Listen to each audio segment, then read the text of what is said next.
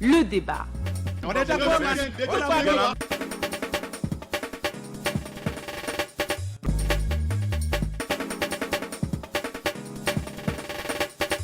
Il semble récuser ce que je viens de dire. Alors, le débat ci rajo Sénégal.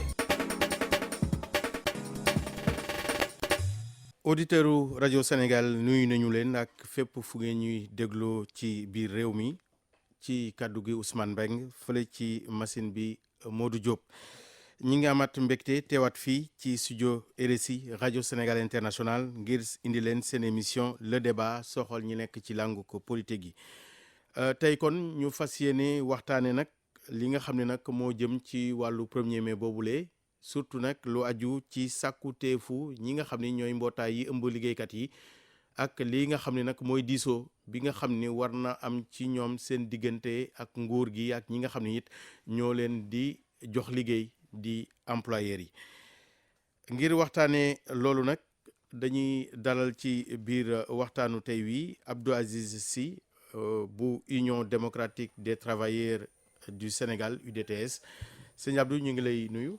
ñu ngi lay fay Mbengue. ñi ngi dalal aussi ci waxtaan wi Amath Suzanne Camara di coordonnateur adjoint réseau des enseignants républicains.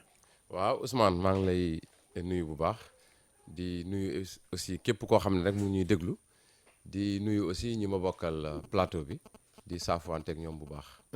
di fàttali yéen ñaar ñooñu yéen a ngi bokk nag ci majorité présidentielle ci beneen fànn bi dañ ciy dalal Birane Barry moom secrétaire national chargé de l'organisation ci parti bi ñuy wax And Jëf PADS Birane ñu ngi lay nuyu. waaw Ousmane maa ngi lay nuyu di nuyu auditeurs yi ñuy déglu yëpp di nuyu ñi ma bokkal plateau bi.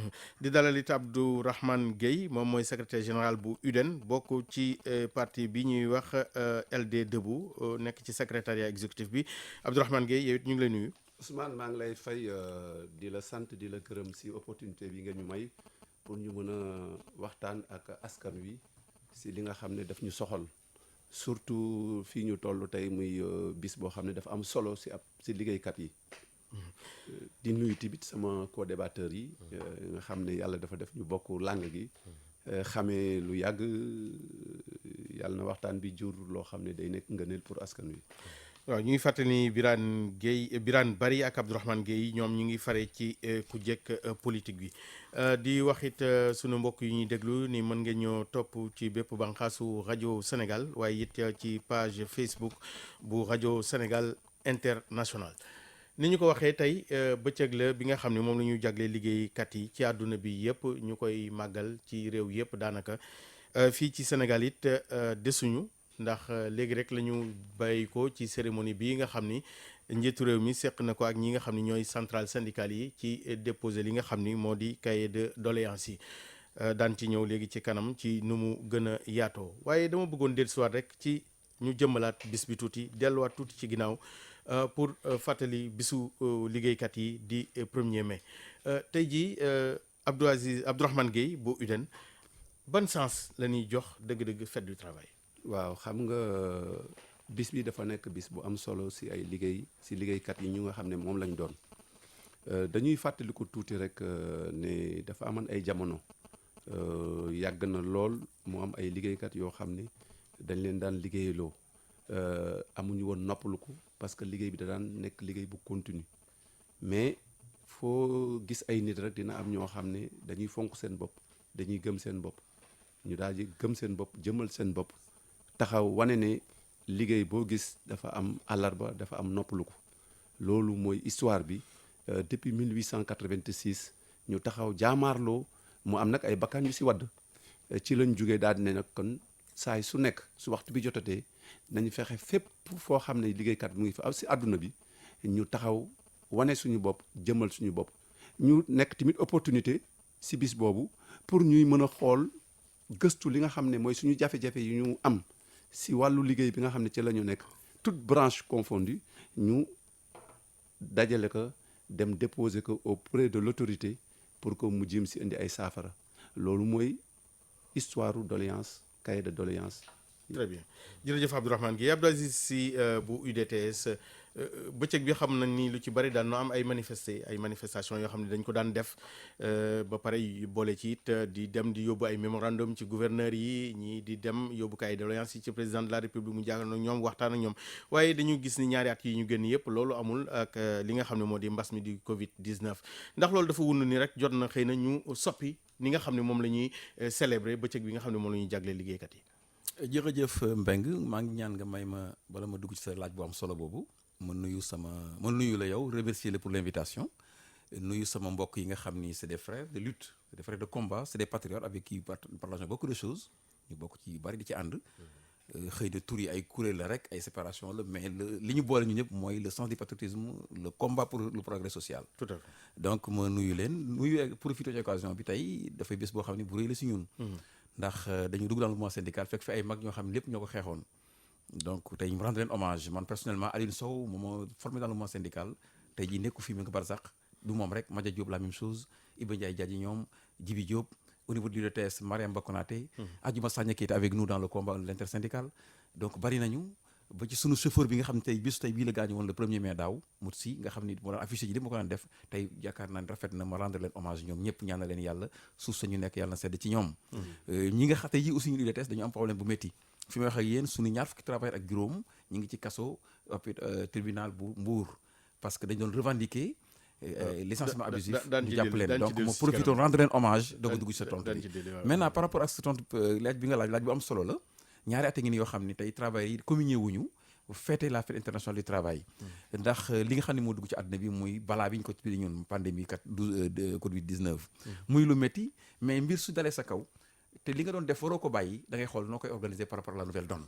mooy tey dañu changer de paradigme mu xool comment faire pour que li ñu daan def ñu def lu ko gën a raw te bañ jël prétexte comme feebar bi loolu mooy sunu gis-gis par rapport à la situation. Merci Amath Suzanne Camara nguur gi am na taxawaay ci bés bu mel nii ndax jàpp nga ni aussi moom it war na xoolaat bëccëg bi ñuy jagleel liggéeykat yi yeneen i anam yuñ ko mën a xëy na mandargale yu bokkut ak xëy na niñ ko xamee woon wala boog contexte Covid bi li mu indi ba tax ay coppite am ci.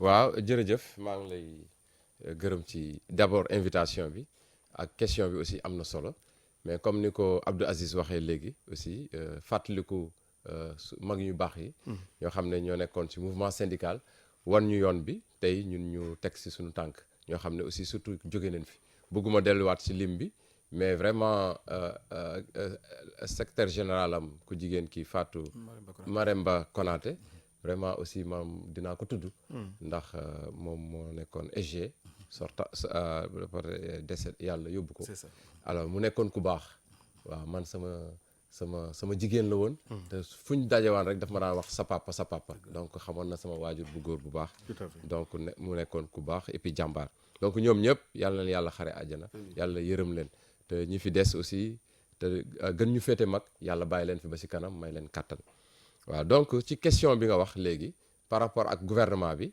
xam nga tey comme ni nga ko waxee léegi ñoom ñaar ñëpp moo Abdourahmane aussi di sama frère ñu bokkoon grand cadre avant que vraiment que élection de représentativité am donc foofu lañ doon gën a jaxasoo donc moom vraiment xam na li ñu boole waaw donc moom mu nekk donc un grand syndicaliste. Tout à fait. Alors donc Birane aussi waaw miinante wuñ trop mais moom tamit daan naa ko dégg ci yenn plateau yi ak yooyu et puis partem aussi parti bu am solo la buy contribuer pour le développement de ce pays. Alors donc nguur gi man dama jàpp ne nguur gi tey moom moo war di faj jafe-jafe yi jafe-jafe yi syndicats yi ñoo ko war a porter muy ay revendications alors revendication nag c'est vrai que du lépp la nguur gi mën a def nguur gi mais nag nguur gi dafa war a def ay jéego wala boog lu mu ci mën mu def ko. loolu daan ci ñëw ci kanam loo xam ne mënu ko. mu wax ne lii mënuma ko. ak yooyu donc kon bés bu mel ni jaadu na nguur gi ak syndicats yi centrales yi ñuy jaxasoo wala boog di am détail pour waxtaan mais du tey rek lay yem. du bésu tey bi rek lay yem mais moo koy mandarga ndax chaque jour syndicats yi ak centrales ñu ngi am ay jafe-jafe. donc di ko porter bu ko defee gouvernement bi aussi war ci am gis-gis. war ci am ay solution waaw donc di ñaan yàlla rek que ne saa yu revendication amee rek gouvernement bi am ay piste de solution yoo xam ne pour satisfaire les travailleurs parce que travailleurs aussi ay jàmbaar lañ. très bien Birane Barry secrétaire national Andi Jëf mën nañu jàpp ne également bés bi comme ni ñu ko waxee am na solo lool ci liggéeykat yi. waaw comme niñ ko waxee maa ngi leen di nuyu bu baax Ousmane ci invitation bi. di gërëm sama vraiment naataango yi ma toogal fii. xëy na fii boolewuñu ñu ci bëri xamante nañu bu yàgg. xëy na Amath Suzanne la ñuy doog lay doog a gis tey. waaye aussi moom it ku ñu dégg la ci réew mi sama xarit Abdourahmane moom depuis biñ nekkee ndaw ñoo nekkoon. maa ngi lay gërëm bu baax di gërëm nag Arouna Gaye sama xarit moom vraiment sama nit la daal. waaw di gërëm aussi sunu camarade secrétaire général Mamadou Diop Decroix parce que parti bi quand même laa fi teewal fii ci kii bi di gërëm aussi sunu camarades yi nekk Sénégal yëpp di suivre émission bi. waaw di wax ne nag fête bi bis bi bisu fête la ci nañ ko doon tuddee. waaye boo seetee de plus en plus bis bi aspect fête bi l'aspect festif mi ngi disparaître ci bis bi. tout à fait te loolu il faut que ñu prêter attention xam lu ko waral. parce que nit ñi su fekkente ne toujours ay naqar dañ koy poser ñu di ko satisfaire bu bis bi jotee dañuy sawar dañuy kontaan présenter yeneen parce que ay doléance du jeex waaye aussi foog nga def lu dal seen xel loo xam ne ni dina mën a tax ñu gis ne bu ñu présenter waatee dinañu kii waaw loolu daal laa gis ne mais gis naa ne aussi bu ñu moytuwul li nga xam ne mooy xew depuis presque 10 ans ngi nii chaque année ñuy présenter les mêmes doléances pratiquement gars yi chaque année ku ci nekk mën nga rek seet sa doléance su daaw ba nga indiwaat présenter ko waat loolu du tax fête bi neex te bu yàggee yaakaar naa kenn doot bis bii da nga daan gis dëkk bi day xumb bu ñu xëyee fajar nit ñi solu vraiment dëkk bi di xumb di neex mais fi ne ni tey mi ngi mel ne koo waxul tey la bisu fête bi du ko gëm. très bien fi nga daanele sax foofu laa bëgg aussi ñu dugg ci mooy cahier doléances yi wax nga ko léegi nee nga ndaje la occasion la boo xam ni ci la ñi nga xam ne ñooy liggéeykat yi di jébbal seen i sàkkuteef yu bari li nga xam ne moo di nguur gi ren ji lan ngeen jàpp ni moo gën a fës ci loo xam ni liggéeykat yi moom la ñuy sàkku. waaw Ousmane man li ma gis ne loolu la liggéeykat yi gën a sàkku mooy quand même nguur gi nga xam ne moo njaboote ñëpp. li ma ci gën a marqué man mooy quand même mu respecté li nga xamante ne nii moo ko signé ak parce que l'État c'est le premier employeur du Sénégal. l'État mooy employeur bi gën a rëy. syndicats yi yëpp dañuy xeex pour di revendiquer ci ay yeneen employeur waaye bu dee employeur bi nga xam ne nii mooy état bi ci boppam. moom la ñu amal problème te état bi bu ñu amee problème ak les autres patrons moom moo ñu war a àtte su fekkee moom ci boppam la ñu amal mooy am ak travailleur yi problème loolu vraiment lu dal xel. état bi ci boppam li nga xamante ne nii parce que revendication li ñu signé ba pare d'accord ci bokk ci waru ci bokk surtout nga signé ko lu toll rek état bi. kon boog man li ma gis ne moo gën a fës ci état bi lu mu war a def jublu ci nu mu gën a gaawee mooy li nga xam ne juboo na ko ak syndicat yi ba pare ci domaine bu mu mënta doon loola mu daal di koy saafara. balaa ñuy wax leneen. beneen bi ci topp nag mooy ñi nga xamante ni aussi ñoo war di saytu travailleurs yi ca fa ñuy liggéeyee di xool ci yan condition la ñuy liggéey muy les inspecteurs ak yooyu ñooña seen i doléance ñooñu bu dee ñoom ñoo ëpp travailleurs yi doléance bu yàggee yëfi day leneen lay ndur. très bien Birane Barry nekk ci opposition dañuy jox kàddu gi Abdou Aziz Sy ci poñ boobule nee na li ëpp solo mooy li nga xam ne jotoon nañ ko xaatim ba déggoo ci nañu saafara loolu ba dañuy sax teg yu bees loolu ndax jàpp nga ne aussi démarche la boo xam ne war nañ ko mën a adopté. waaw maa ngi lay remercier ci question bu am solo bi parce que yaakaar naa ne tey ñiy déglu débat bi yëpp foofu la ñuy xaar ñi nga xam ne ñoo toog si taabal ji. ndax bokk na ci revendication yi nga xam ne boo jël la fonction publique li ëpp ci seen kaw mooy respect des engagements de l'État. tout à fait donc kooku ñun amul la benn travailleur wala benn responsable syndical wala même au niveau de l'État dama jàpp ni ku war a wax déedéet loolu mënul amul sens. am na sens parce que effectivement sama frère Suzanne daf ko wax léegi ñiy porter revendication yi mooy liggéeykat yi ñiy tontu mooy travail mooy État donc suñu porter revendication au niveau de l'État waxtaanee ko ba ñu xaatim ay accords dañu war a mettre en œuvre effectivement ces accords là pour ñu mën a romb situation bi da ci yeneen ba ñaar dañuy waxtaan tey fi naan toll nañ ci situation boo xam ne tey nekkatuñ si ay revendications de conquête dañu nekk revendication de conservation des acquis mais aussi contexte bi dafay indi yu bëree bëri d'ailleurs sax xëy na suñ duggee ci yi nga xam ne am na fi dañ ci wax lu bari moo tax ñu jàpp ni xëy na ñàkk a respecté accords yi bokk na ci jafe-jafe liggéeykat yi waaye xëy na aussi jàpp nañ ni contexte bi ak accords bi ñu koy signé am na ay difficulté en tout cas du tax ñu dédouaner état mais dañuy wax ni effectivement la ñu respecté appliqué effectivement ce qui a été retenu loolu mooy suñu position par rapport à cette question là Abdourahmane Gueye bu UDEN comme ni mu ko waxee léegi nee nañ xëy na waxoon ci li nga xam ne jotoon nañ koo xaatim déggoo ko moo gënoon a yemu que ñuy wax lu bees loo xam ni loo xam ni peut-être lu ñuy xalaat la ak lu ñuy bëgg tey jii yan lan ngeen jàpp ne xëy na moo tax li ñu xaatimoon booba léegi loolu sottiwul. waaw loolu dama yaakaar ne premier élément bi mooy manque de volonté de la part de l'État réalité terrain bi mooy secteur boo dugg di nga gis ne depuis fukki at gouvernement bi signé na ak travailleurs yi benn protocole d'accord en bonne et due forme mais problème bi mooy matérialisation bi et li ñu jàpp daal mooy nguur gi dafa xaw a soofantal tuuti liggéeykat yi loolu mooy dëgg su dee man secteur bi ma nekk nga xam ne muy njàng bi nga xam ne ci lay gën a yëngatu protocole bii ñu signé le 30 avril 2018 point yi si nekk ponk yi si nekk yëpp signé woon nañ ko depuis 2003 ba 2018 ñu topp si di wax te dara saafarawu si kon nag loolu man li may jàpp mooy dafa am manque de volonté. loolu ci diggante ñaari nguur la de. waaw loolu dafa nekk loo xam ne beneen bi. te li koy mandargal di ko firndeel mooy ñun ñi nga xam dañuy toog si table de négociation bi bu ñu toogee nga xam ne ministère yi nga xam ne ñoom ñoo war a ŋànk poñ yi nga xam ne dañ ko war a régler bu kii ñëwee tey bu subaa du ñëw keneen mooy ñëw. alors que pour ñu mën ko régler il faut que de manière globale ñëkk a seq ñëpp toog loolu dafay wane aussi parce que un état aussi c'est une structure organisée. pour man loolu dañu war a jël ay matukaay lu mat sëkk rawatina ki nga xam ne moom la yàlla teg réew mi ci loxoom muy président de la république. mais lu ñu gis mooy gis ngeen ne protocole bi nga xam ne enseignants yi dañ ko signé woon ak le gouvernement depuis le 30 avril 2018. nga xam ne le garant c'était le premier ministre ñu supprimer le poste de premier ministre. mais il faut mettre un nouveau dispositif de suivi. on est resté pratiquement 3 ans ou on est resté presque 1 an 2 ans avant ñuy mettre un autre dispositif. mais même dispositif boobu bi ñu ko tegee mais on s'est rendu compte que ne depuis boobu ba léegi rien n'a fonctionné. pour man li ma jàpp daal. li nga xam ne contexte bi c'est vrai am na contexte bu bees dinañ ci ñëw mais le contexte là bu mu nekk un alibi.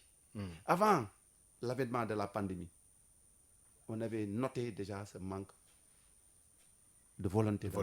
Très bien Amath Suzanne Camara nguur gi ndax moom moo tey bañ a topp li nga xam ne moo di protocole bi indi ci saafara mu jeex mu dogal ko wala boog xëy na dafa am ay yeneen i facteurs yoo xam ne peut-être moo waral loolu mais en tout cas nguur gi 2018 ba léegi xëy na peut-être amoon na temps peut-être mën a régler problème yi. waaw Ousmane donc su fekkee ne nguur gi lu mu tey la wala manque de volonté loolu jaaduwul. waaw nguur gi warul ñàkk volonté. warul ñàkk pas-pas.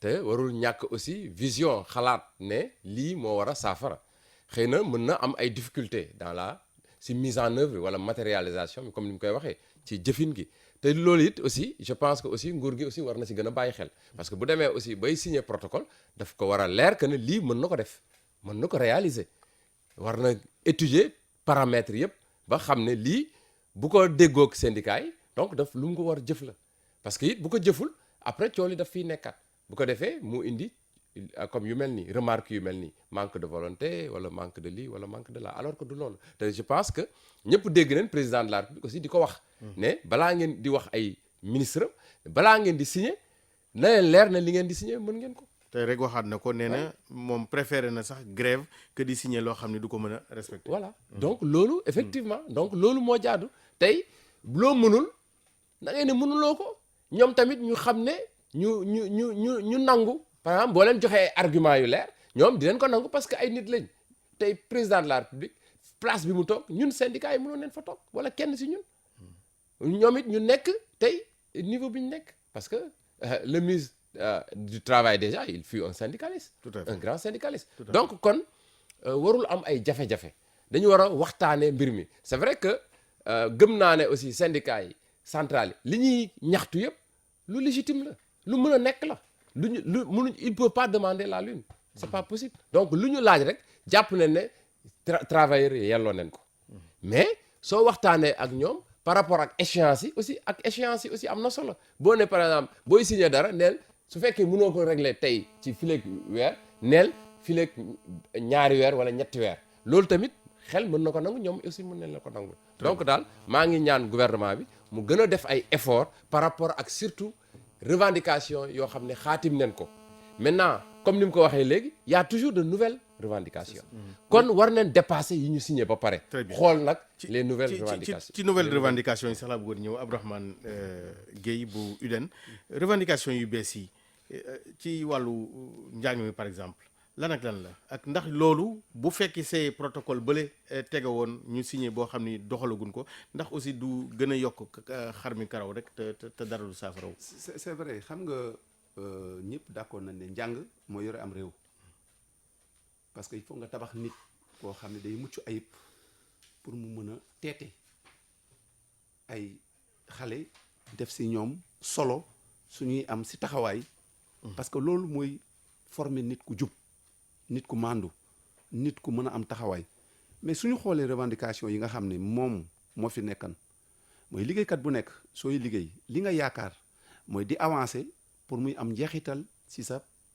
payoor pour que nga mën a dund bu sell ñun ñëpp xam nañ ne tey soo doon jël def état des lieux si liggéeykat yi ñi si ëpp amuñu kër or UNESCO moo wax ne recommandation première bu UNESCO dafa ne jàngalekat par exemple liggéey bi muy def 90% yi këram la koy defee kooku bu amul dëkkuwaay bu sell mais la muy prodiguer comme enseignement du am njeexital parce que du ko defee nu sell bi si des mais ñun ñëpp xam nañ ne le coût de la vie dafa élevé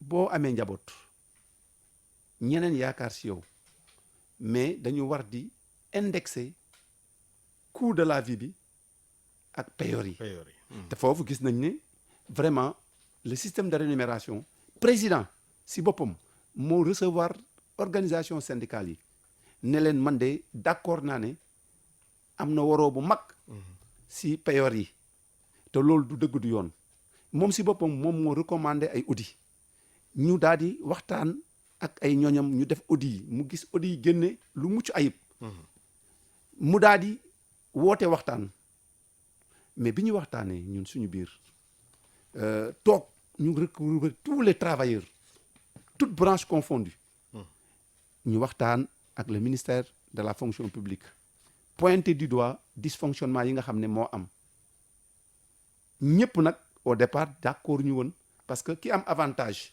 soo bëggee laal avantage yi rek dafay daal di am gis boppam mais bi ñu waxtaanee suñu biir daal di pointé traqué yi nga xam ne mën na nekk ay sources yoo xam ne buñ ko traqué dina mën a indi équilibre ci paiement yi ñu dem Saly pendant 2 jours ñu daal di stabiliser daal di koy yëppal président mais à notre très grande surprise suñu yaakaar dafa mel ni beurre bu ñu teg ci naaj bi parce que président moo ko wax ci gémmiñam moo ne tey day jafe ki nga xam ne déjà am na ay acquis ñu dindi ko te ki nga xam ne dañ ko leese tamit mënuma ko yëkkati ba yemale ko ak kële mais c'est un problème or y a la problématique elle est là il faut que ñu régler ko il faut qu'on ait le courage politique di jël ay décisions yoo xam ne moom mooy indi équité ak justice très bien pour que ñëpp yem ci réew mi Abdou Aziz Sy UDEN tey président de la République sax dellusiwaat na ci système de rémunération boobu la mu waxoon moom la waxaat tey lu mu ci yokk lu bees mooy defal leen ma ay proposition merci beaucoup Mbengue man foofu laa bëggoon ñëw waaw parce que amul ci àdduna bi problème bu amul solution. mais solution balay am concertation am waxtaan. yaakaar naa ni réewu Sénégal dañu am tradition de dialogue su fekkente ni problème bi ñu ko posé dañu koy jàpp ñi ko war a seq les différents acteurs parties prenantes toog waxtaan calmement am benn objectif mooy le progrès social ils sont capables de solution dëgg la mënuloo jël ki nga xam ni dafa nekk au sommet wàcce ko wala nga jël ko ci suuf dëkk au sommet mais on peut trouver une solution médiane. je crois que l'étude n'a pas été partagée par les acteurs aussi am na. bu fekkoon ne aussi audit bi dañu ko jël partagé ko def ci ay recommandations ñu xool comment progresser du ñàkk ñu am solution là aussi ñun en tout cas en tant que centrale syndicale dans la coalition ce que nous demandons c'est que ñu toogaal waxtaan parce que revendication bi mënul changer parce que dëgg la éthique la fi am ci problème rémunération. donc loolu lu jaadu la ñu waxtaan ci suñu ubbi ay waxtaan mën nañu trouver des solutions par rapport à cette question. mais bu dee ay propositions laay xaar ndax déjà yéen am ngeen ay propositions. oui parce que xam nga ñun dañu nekk à plusieurs niveaux au niveau des enseignants dafa am ay cadres. les cadres à leur niveau vont discuter échanger xool ay propositions ñu def. au niveau de la coalition également ñu ngi ciy waxtaan. donc suñu toogee waxtaan daje de grandes rencontres yoo xam ne dañu mën une proposition harmoniser ko parce que aussi kenn ku ci nekk bu demee sa proposition bopp duñu mun déggoo mais secteurs yi bu ñu toogee waxtaan indi ay proposition je crois que dina war a mën a dañ ko mën défendre mu jàll. waaw mu mel ne Abdourahmane enseignants yi aussi am nañ proposition. non proposition yi mi ngi déjà sur la table du président. ah bon vraiment man dama am déception. peut-être yeneen secteurs yi la jotul moo tax. oui peut-être yeneen secteurs yi la wax mais xam nga. mais yéen concrètement au niveau de l'enseignement par exemple la ngeen proposé. non li ñu proposé mooy xam nga boo jëlee fonction publique les travailleurs parce que comme ni mu ko waxee dafa am ay branches. dafa am ñoo xam ne nekkuñu si c'est pas des fonctionnaires. ay vacataires lañu waaye ñeneen ñoo xam ne c'est le patronat. boo jëlee fonction publique par exemple. ñu ñëpp gis nañ ni da ngay yem ak nit lijaasa ngeen nekk si même hiérarchie mais day am ay indemnités yoo xam ne c'est des indemnités induites.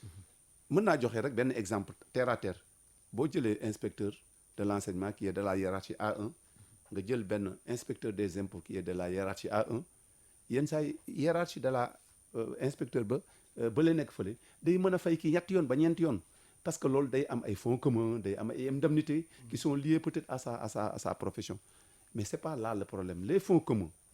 mais bi ñu toogee di waxtaan ñun suñu biir au départ les inspecteurs étaient un peu vexés mais ils ont fini par comprendre que pour une équité juste pour une justice et une équité il faut que ñu traquer yooyu nga xam ne c'est des indemnités induites te la réalité aussi mooy dañu Ablaye Wade bi mu fi nekkee mais xaw ma ndax générosité la xaw ma ndax manque de connaissance de l'administration la wala mais gis nañ ne da ngay dem seeti ko rek kaas mu yokkal la benn indemnité loolu ça a créé un déséquilibre. xëy na loolu lay président Macky Sall di bañ aussi loolu ça a créé un mais ñun dañu toog entre nous tous les acteurs confondus ñu waxtaan traquer fi nga xam ne fa la ñu war a mën a jëlee li nga xam ne moom la ñu war a partager waat entre les travailleurs ñu lister que def ko mu nekk benn cahier en bonne et due forme ñu teg ko ci table président. maintenant peut-être comme c'est une question globale boo xam ni dafa toucher yeneen secteur xëy na loolu moo tax peut-être président di xaar yeneen propositions yi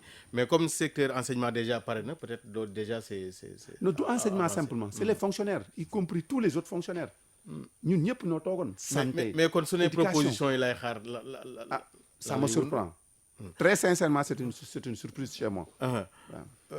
Birane Barry ci fànn boobu système de rémunération bi jàpp ngeen ni loolu lu état mën a majorer la ba tey muy ñëw ci ay équilibre yoo xam ne peut-être dina satisfaire secteur yëpp agent yi fa nekk. waaw il faut que ñu xam ne parfois man damay wax ne peut-être problème de volonté la. encore waaw mais état bi. su fekkente ne bëgg na faj loolu. mën na ko faj kenn wu ko na xëy rek ñi nekk ci suuf yëpp mu maasale lépp tolloole wala ñële mu wàccee leen ñu tolloole. loolu bu ko bëggee def sax dañuy gis ne loolu xëy na jaaduwul. mais toujours comme ni ko sama nattaango bi waxee am na ay solution intermédiaire yoo xamante ne nii. ñi toog di waxtaan li Abdourahmane wax fii su ko appliqué woon dinañu dem ba trouver ne ba à la longue sax bu dee dafa am yu ñu war a corriger ay gap yi ñu war a ko ba à la longue loolu mën na dem sax ba disparaître ba ñëpp yem. toujours lépp lu loxo def rek loxo mën na koo dindi. peut-être affaire bi dafa amoon benn kii bu ko déréglé woon buñ ci amee volonté waxtaan ci ak les acteurs les propres acteurs ñoom seen bopp dinañu trouver ay solutions yoo xam ne dinañ dem ba équilibre bi am ba nga xam ne yenn revendications yi dootul mën a amati. parce que dara gënul bon maanaam liggéeykat bu ñu frustré parce que liggéey lépp looy liggéey te amoo ci xol bi loolu mënoo ko réussir mënoo ko te sa xol nekku ci tey liggéey te jàngale ñëpp xam nañ lu mu am solo bu mu am ci réew mi ak même yeneen liggéey yi sax yi am ci réew mi gis nañ ne secteur bu nekk nit ñaa ngi kaas presque gars yi liggéeyatuñu parce que ngay xool sa morom ngeen tolloole mu lay mën a fay ñaari yoon ñetti yoon te yow amoo loolu bu boobaa yow la nga waroon a liggéey sax doo ko ci def te nit daanañu liggéey nit daana liggéey ba heure liggéeyam wàcc sax mu continuer fanaan presque di liggéey wala mu dem këram continuer di liggéey bay nelaw cela veut dire loolu kooku xol bi dafa nekk ci liggéey bi kooku nag dañ ko war a motiver bi mooy mu yëg boppam ci li muy liggéey yëg ne kat kenn bañ ko frustré man daal loolu laa gis c'est que mais nawloo bi surtout nga bokk ak nit bokk ci même école génn am les mêmes diplômes moom mu nekk ci wet gi nga nekk ci wet gële moom mu ëpp le salaire foofu la ñuy waxee parfois sax nga jàngal ko waaw mi ngi noonu parfois sax nga jàngal ko mu génn nga jàngal ko nga def 10 ans 15 ans wala 20 ans de service moom mu génn dugg ci beneen service defu fa 5 ans sax mu kii la. waaw léegi loolu lan moo ci solution. loolu li ci solution mooy li Abdourahmane wax. gars yi waxtaan nañ ci. disparité yooyu am yooyu gars yi mun nañ waxtaan nañ ci am nañ ci ay propositions yu ñu ko defal nañ jéem a appliquer loolu. man maa ngi bëgg a jaaxle foofu Amath Suzanne Camara parce que président de la République quand même li mu wax dafa leer dafa ni jox leen ma ay propositions ku ni jox leen ma ay propositions dafa mel ne gisagul ay propositions. tey jii ndax dañu mën a wax ni peut-être xëy na dossier bi dafa tagee fenn foo xam ni peut-être gisu ko. non en fait li Abdourahmane wax. man gis naa ko parce que bi ñu àndee ñun ñëpp di porter les revendications des enseignants. donc système de rémunération bi donc bokkoon na ci les points saillants. tout à fait alors et que comme ni mu ko expliqué aussi processus bi yëpp noonu la amee ay waxtaan moo ko jur ba ñu teg lépp. sur la table bu ko ay experts sax en plus des enseignants parce que enseignants yi aussi ñoom tamit jëloon nañ ay experts te ñoom seen bopp it aussi xam nañ mbir mi nu muy demee alors donc mu am ay experts état bi d'accord ci ak ñoom ba ñu def ko ba ñu produire quelque chose léegi nag problème bi mooy application bi rek moo des léegi application bi nag comme ni ko Abdourahmane waxee aussi mën na am lu mu jur parce que day am ay incidence voilà day am ay incidence koo xam ne par exemple salaire am yéegoon na nga bëgg ko wàcce loolu mën na indi ay jafe-jafe koo xam ne salaire am mu tax am na fu mu yemoon da nga ko war a yéege léegi boo koy yéege aussi incidence financière boobu est-ce que aussi état bi attan na ko donc loolu mooy wax ji mais dans tous les cas man dama ne état moom moo yor la décision il faut que mu jël décision xëy na peut-être ki amoon la ca kaw nga wàññil ko dana xaw a doya mais nañ fexe yokkal ñoo xam ne seen salaire kii na maintenant ña nekkoon foofu peut-être nga xool noo ko leen fay bàyyi wala buy voilà très bien man daal loolu laa gën a gis quoi ñi seen payoor suufee daal te war a yéeg ca kaw ñooñu nañ fexe seen salaire yi yéeg wala boog am fu mu lu mu yéeg man je pense que loolu xëy na mën na indi mais am na beneen revendication boo xam ni dafa xaw a laale ak bii sax mooy baisse ci fiscalité sur les salaires président de la république da cee wax lu leer nañ nee na loolu mënut a nekk parce que nee na état impôt la am te impôt boobule vraiment mënu ko laal te il faut ñu am une prise de conscience collective sur les limites de l'état Abdou Aziz Sy yow yaa ngi bokk ci nguur gi mën nañ ko wax tey su fekkee ni kaddu yu mel nii su jibee ndax dina dalal xelu ñi nga xam ni peut-être ñooy liggéeykat yi. ma def benn précision rek ñun bokkuñ ci nguur gi. nous sommes une centrale syndicale indépendante des partis politiques. Très bien. Des groupes de pression philosophiques et toutes sortes de mouvements. Nous sommes une centrale syndicale qui a effectivement sa liberté de penser et sa liberté d'action. Ok. UDTS moo ñu may sax su état defee lu baax ñu ànd ak moom. accompagner ses politiques publiques. su defee lu wuute ak li askan wi bëgg parce que nous inscrivons notre action dans l'action du peuple. ñu moo taxaw ne ko ay d'accord ñu ci. ok loolu mais nag dañuy nekk un syndicat dañuy def un syndicat de développement et de valeur. de telle sorte que mënuloo état proposer lu am solo développement nga ni lii baaxul. parce que dama opposé au pouvoir donc ñun bokkuñ ci dynamique boobu aussi. que ça soit précis aussi dans ce débat là. tout à fait c'est important. am na loo xam léegi moo ñëw ci. effectivement ñun ay patriotes lañu. des citoyens doivent payer les impôts. effectivement un travail salarié dañ ciy dagg fiscalité mais su fekkente ni li lay jox tey dañ koy nangu ci beneen loxo bi joxal yokk augmentation salaire ba pare dindi ko ci ay fiscalité kon dootu am chance moo tax nous depuis longtemps dañu réfléchir en terme de pouvoir d'achat c'est-à-dire bépp booy nit ki buy liggéey li mu am war na ci mën a jàngal njabootam faj leen ci Dundal dund ci leen. dëkk ci donc loolu soo ko di revendiquer doo demati ci ay fiscalité ak ay indice pourquoi parce que dund bi la ñuy xool fu mu toll ñu jël salaire jëm ko toll ak loolu ñun loolu mooy suñu dynamique malheureusement aussi parce que suñu gis-gis la mënuñ ko imposer les autres partenaires avec qui nous travaillons dans la lutte syndicale mais ñun loolu lañu jàpp ni mooy régler problème parce que il est toujours question de pouvoir d'achat. Abdourahmane Gueye est-ce que jàppoon ni peut-être xëy na wàññi dund gi mooy gën a yomb ci nguur gi ci mu wàññi li nga xam ne moo di impôt yi ci salaire yi. mais nga may ma ñëw si question bi nga posé woon sànq si impôt yi. waaw impôt dafa nekk une loi et qui doit s'appliquer à tout le monde. kon kuy liggéey rek. war nga sooy am da nga ko war a fay. mais boo xoolee dans le domaine de l'enseignement dafa am benn paradoxe bu fi am. yaa ngi dégg ñuy wax naan les lenteurs administratives parce que bu njëkk ba ku mel ne ñun nga xam ne def nañu fanweer ak ñeent si njàng mi. avancement yeeg yooyu. mais man musuma taxaw ba ma avancé nekk classe exceptionnelle ak léegi fàtte naa ko wax parce que bu njëkk ba da nga daan avancé mais léegi xale yi da ngay dugg si njàngale mi da ngay toog lu mat fukki at def sa examen professionnel doo mën a am jot di jaase bi soo ko jotee di nga toogaat ñaari at. pour ñu mën la reclasser buñ la reclasser xam nga at yooyu nga toog yépp am diplôme bi reclassé wul la xaalis buñ la amel la mais li ñu gis mooy buñ lay rappel bi buñ la koy jox lépp du ñëw.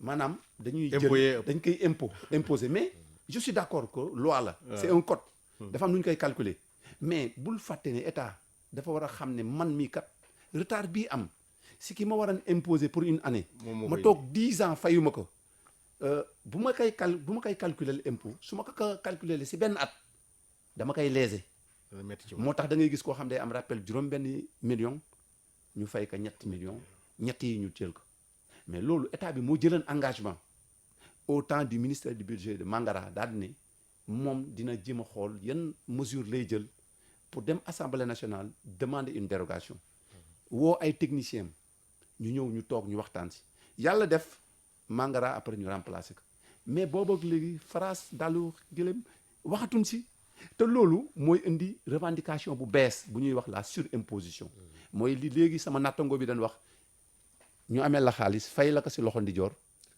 récupérer ko si loxo càmmoñ kon xam nga loolu c'est un problème te loolu aussi état bi non il faut que état mu nekk état bu waree jël ay mesures mu jël ay mesures gis nga ñun ay borom xel lañu ay nit lañu gis nga nit même boo ko tegee loo xam dafa diis te jaadu dina ko nangu bu ko nanguwul tey bu subaa dina ko nangu beneen bi nga xam ne moom nga posé dañu jàpp ne ñun te loolu centrale yi nga xam ne tey ñoo déposé cahier de doléance ñoom loolu dafa bokk ci seeni poñ yi nga xam dañ ko déposé mooy que le coût de la vie dafa cher tout à fait. te li koy mën a saafara mooy ñu indexé payoor yi ak le coût de la vie xam nga kuy fayiku fukki junni ak benn nga bëgg a fab location fay location am njaboot xaju leen ci benn néeg mais c'est un problème Ousmane c'est-à-dire que gouverner c'est avoir une vision prospective et intégrer dans cette dynamique-là la dimension sociale soo gisee réew yu nasaraan yi yu tubaab yi ñu gën ñu développer c'est parce que cette dimension-là ñoom dañ koy intégrer. dañ koy intégrer tout à fait tout à fait dañ koy tout à fait. intégrer. Birane ndax tey état bu doon def choix entre wàññi li nga xam ne moo di dund gi ak wàññi li nga xam ne moo di impôt yi ci salaire yi ban option peut-être nga gis ni xëy na mooy baax ci moom te it mooy baax ci ñi nga xam ne ñooy liggéeykat yi. waaw man bu boobaa damay jël bi nga xam ne ni gis naa ne moo gën a baax ci askan bi yëpp parce que état bi su wàññee parce que bu ñu fàttaliku ne état bi fonctionnaires yi ak les travailleurs ñi nekk ci secteur informel bi ak yeneen yi ñoo leen ëpp booy seet. tout à fait kon li ëpp ci Sénégalais yi soo leen bëggee kii du ay taxe wala ay impôt ngay kii mais da ngay fexe wàññi dund bi. président rappelé na ko tey nee na géré wu ma rek ay liggéeykat dafa am ñeneen. ñoo xam ne ñu ngi ci askan wi. te war na leen topp waaw naka noonu nag dund gi. soo wàññee dund gi. di nga laal askan bi yëpp travailleurs dinañ ci bokk ñeneen ñëpp dinañ ci bokk. tout à fait mais malheureusement aussi foofa. fa ñuy waxee loolu pour wàññi dund gi ñemewuñ ko sax wax nañ ñu delloosil fa dund gi yemoon rek. léegi waxatuñu wàññi parce que fan yii passé ñëpp dégg nañu ne ciment bi ciment bi tonne ciment bi Yokkaat yokku na tonne fer bi yokku na 12000 la yokk tonne fer bi tonne ciment bi yokk 8000 tonne kii bi camion béton bi yokku na lépp ngi yokk léegi même bu ñu waxul loolu su fekkente ne delloo si waatal nañ ñu fa mu yemoon rek nit ñi sax kontaan waxuma la waaye maa ngi nag toujours maa ngi encouragé état bi lu mu mën ci wàññi dundu askan wi.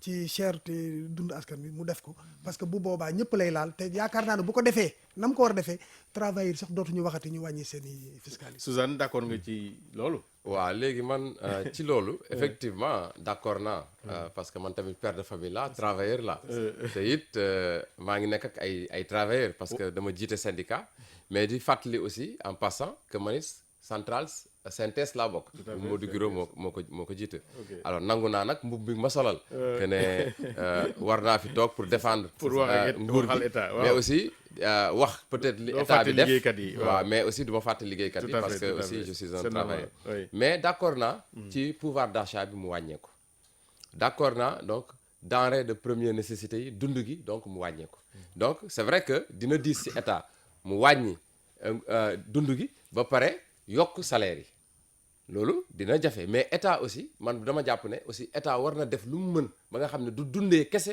ak impôt c'est vrai impôt comme ni ñu ko waxee c'est un droit réel boo xam ne travailleur bi war na ko fay mais état war na fexe def ay pexe yoo xam ne du impôt rek lay dundee wala lu ñu ko may. peut-être bu pétrole bi ñëwee ba ñu exploité ko xëy na dina. waaw mais file waaw loolu dina tane mais fileeg boobu aussi waruñ fexe di dundee loolu kese.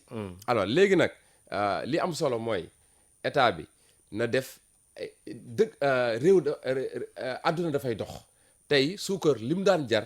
il y a 10 ans mënu ko di jar ba léegi comprendre alors donc kon nañ d'accord que ne yokk moom mënul bañ a ñàkk parce que am na ci yoo xam ne dépendre ci état bi wala ci jamono la dépendre réduction train de vie de l'état bi ñu doon wax sax est-ce que loolu aussi mënul nekk solution quelque part parce que temps yi la rek mi ngi wax ni bi ñuy économiser téléphone bi économiser lu aju ci wàllu jënd oto yeeg yu mel noonu ça fait beaucoup de milliards yoo xam ni peut-être mën na jariñ ci benn fànn est-ce que aussi loolu aussi réflexion bi mënul dem ci fànn boobu waaw loolu xam nga président Macky Sall ak nguuram biñ jëlee depuis 2012 lañ commencé loolu biñ egsee ci nguur gi rek lañ commencé di rationaliser les dépenses de l'État yaa ngi dégg moo taxoon ñu mën a par exemple di def ay lu mel na bourse familiale parce que bourse familiale aussi mooy comme ni mu ko waxee léegi gestu ñoo xam ne duñu ay liggéeykat yoo xam ne di fayeku weer ñoo xam ne ci population bi lañ bokk néew leen doole bu ko defee état bi aussi di leen ñëw di leen jël en charge donc boo xoolee fan yi président wax na bu kenn jëndati oto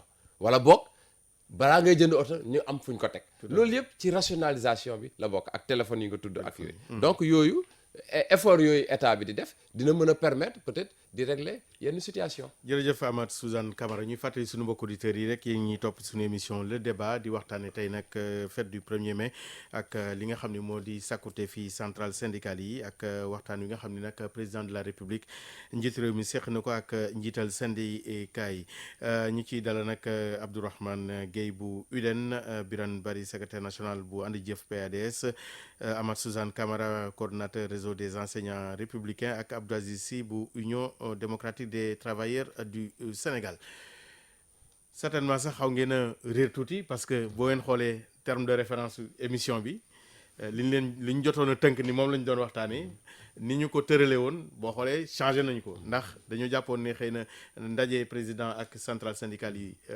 ngoon gi lay doon moo taxoon ñu am ñu nu tëralee woon wax jaan finalement mu am ci suba gi ba mu indi chamboulement ci déroulement émission mais du tee danañu progresser ba jot poñ yooyu yëpp mais dama bëggoon a dellusi ci beneen poñ parce que laal nañ benn poñ léegi muy wàllu rémunération bi benn bi ci baisse lii di fiscalité bi waaye it réduction prix denrée yi mais da nga évoqué benn point encore muy logement ndax kuy liggéey ku nekk bëgg nga véritablement foo dëkkal sa njaboot crédit DMC lañ fi waxoon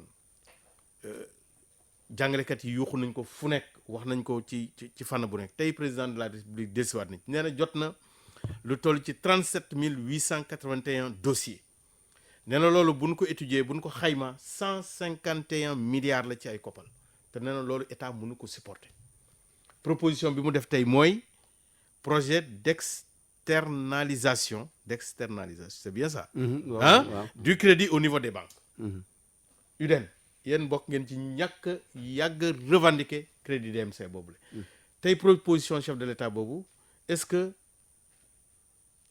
mën ngeen a jàpp ni lu yanu maanaa la wala bokk est-ce que am ngeen contre proposition ci loolu. mais loolu du proposition président. c'est-à-dire que loolu c'est une solution qui devait être. C'est une solution tout à fait. parce que dañu constater ne DMC bi da ngay am sa convention war a jot sa xaalis doo ko jot état bi bu ñu koy interpellé bu mu demee ba sës mu ne finalement gafagaam moo attanatul crédit DMC yi. tout à fait léegi li mu bëgg a def mooy dafa bëgg a dem gis banques yi pour waxtaan ak banques yi mais damay fàttali ne crédit DMC mooy crédit boo xam ne maanaam sans intérêt banques yi bu ñu la lebalee. dañ siy teg intérêt mais crédit DMC nan la ko lebee boo koy fay 1 franc du si tegu loolu mooy intérêt bi dañ ko daan defaral travailleurs yi fonctionnaires yi pour ñu mën a accéder au logement. li ngeen ragal mooy bu ci banque yi duggee. mais waxtaan nañ ko ak état bi parce que dañu xayma. dossiers yi fa nekkan ñu xayma ko ñu ne ko ñun. ay fonctionnaires lañu am nañu accessibilité si banque yi parce que banque bu la lebalee daf lay tegal intérêt. ñu ne ko ñun léegi crédit DMC bi yow boo ko yóbboo si banque yi. intérêt boobu siy tegu. ku koy supporter kan moo koy supporter. dans un premier temps mu ne travailleur ñu ne ko kon jarul nga ñuy yóbbu si banque yi ñu koy mën a demal suñu bopp bu dee loolu la ñu toog waxtaan si ak ñoom ba juboo ba ñu xayma dossiers yi nga xam ne moo fa toll woon nga xam ne intérêt bi day toll si 12 milliards état bi nangu ne moom signé que nag mi ngi si protocole d'accord u 2018 bi c'est un point en bonne et due forme si pire ñun fi léegi engagement état foofu lan la fi ci mooy tout ce qui est intérêt moom moo koy jël moo koy jël en charge moo koy jël mais ba mu ko jëlee ba mu ko waxee ba léegi dafa newoon applicabilité bi c'était au mois de novembre 2018 lañ ko waroon commencer 2018 novembre 2018 ba tey ñi ngi si ban mois en 2021 mai 2021 état bi waxatu si loolu moo lay wax ne état bi li ma lay wax ni dañuy wax ni tey mel ne dañ kaa fàtte parce que booy wax dara te gëmoo ko da nga koy maanaam da nga koy fàtte mais président li ñuy xaar si moom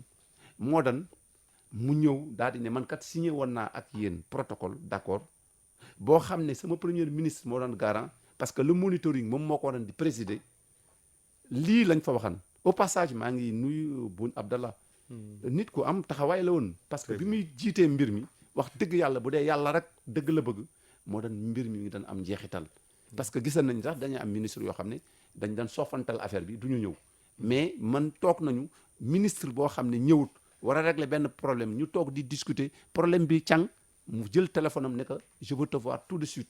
très bien donc loolu Abdou Aziz Sy ci crédit DMC boobu la ban xalaat ngeen ci am yéen. waaw en fait ñun UDTS dañu jàpp ni d'abord problème bi am mooy parfois syndicats yi aussi dañuy fàtte ni c'est des forces de proposition mais également dañuy bëri initiative pour dem ci histoire syndicale bi syndicat taxawee ci la ñu taxee à côté les mutuelles et les coopératives. Très bien. doo xaar état ci lépp mu defal la ko.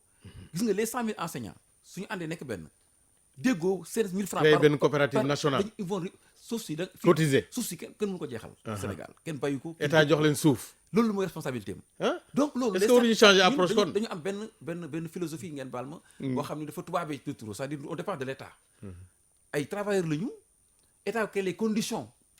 ñu pousse ko mu créer les conditions et que ñun on s'y met autant pour moi suñu ci demee trouver ay solutions à ces problèmes gis nga problème yi ñu am nii actuellement.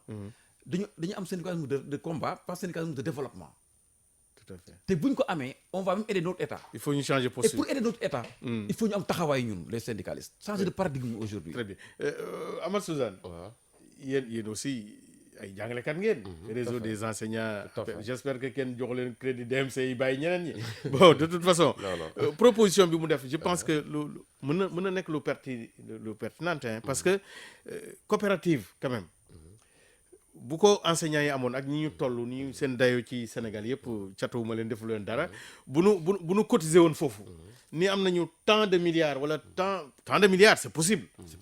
ni état daggal ñu suuf. xoolal ñu ci région yëpp fii enseignants yi yëpp nga daggal ñu espace yoo xam ne ay cité enseignants lay doon léegi nag wutal ñu apport ñu dem ci banque loolu peut-être solution la. waaw non si loolu am na enseignants et syndicats yi ñu ngi ci. am nañ ay coopératives.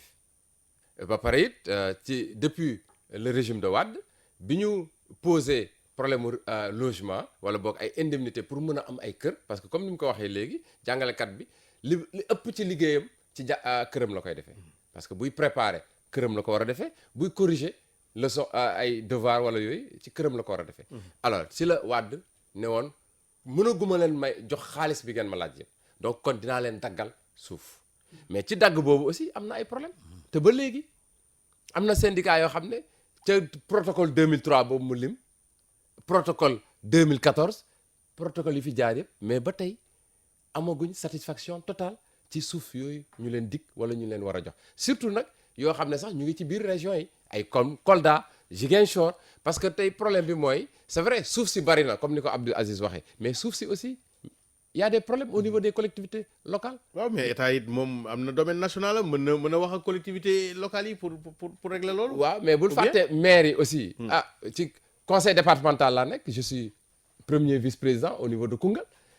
non conseil départemental moom waaw amul suuf département si yorewul suuf non parce que moom amul territoire. non xam naa loolu waaw looloo tax may wax ma ne ci collectivité locale laa nekk sax vice-président de conseil départemental mais maire yi ni ñuy def suuf si doy na waar accès biñ ci am doy na waar donc de ce fait même état bu bëggee satisfaire les travailleurs wala les syndicats aussi y a des problèmes ndax problème mu suuf gis nga ko fi maintenant léegi gouvernement bi solution yi Abdourahmane wax aussi loolu aussi mën na nekk solution bu baax muy par exemple ni état bëggee yóbbu travailleur ci banque ba pare gàddu